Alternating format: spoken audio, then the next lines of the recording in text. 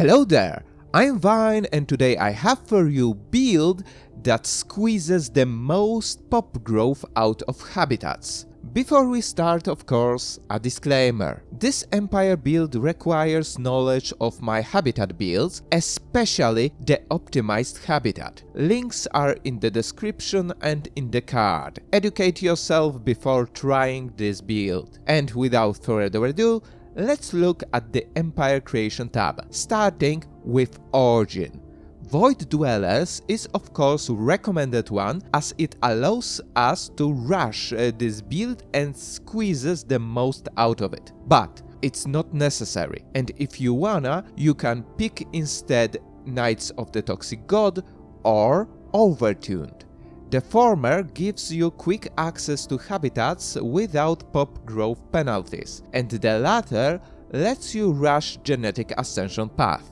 Next are edicts, and those are Fanatic Xenophobe for plus 20 pop growth speed and Authoritarian for pop approval when you will be manually resettling population. Funny enough, those edicts are also not mandatory for this build. They greatly help with min-maxing, but the main point behind them is to prevent us from taking xenophile or egalitarian ethics that hinder this build by discouraging population and migration controls. For the finishing touch, pick plantoid or fungoid portrait and slap incubators on them. Portraits because we will be taking budding later, and the trait for this awkward moment between starting the game and getting our hands on genetic ascension. Now, let's jump into the game and talk about strategy there. Of course, starting with traditions. Expansion for additional pops, pop growth and to reduce Empire's spawn for colonies, and genetic tradition tree to properly edit our main species. From Ascension perks, we need to take Voidborn and Engineered Evolution.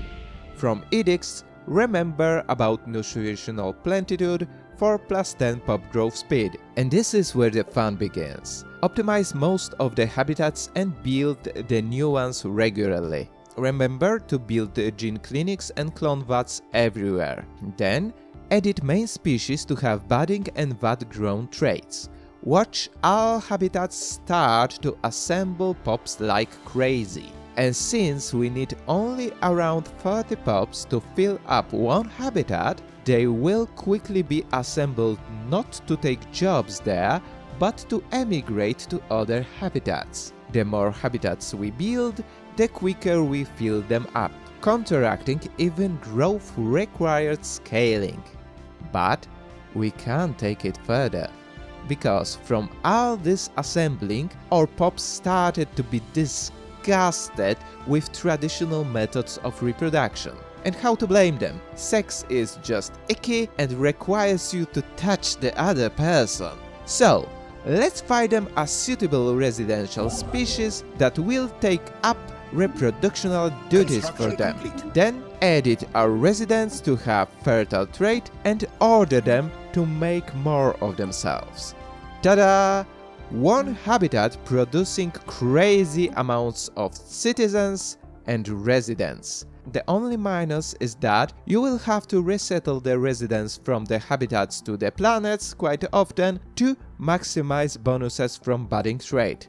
That's the build. Now, time for evaluation. In multiplayer, it's exquisite. Very powerful build, but I don't recommend using it on servers where growth required scaling is set on lower than 0.25, because you will be having overpopulation problems very quickly. In single player, it's a pop farm, perfect for filling up all the ring walls you will take from AI. As for roleplay, it's Elysium. An empire of celestial overlords living in the sky and looking down on slaves working on planets. We even have a residential species that can act as intermediate between us and the lowly planet-born. Truly a wonderful roleplay experience. Anyway, what do you think about this build? Write your opinion in the comments and remember to check out community tab to vote on next Stellaris build.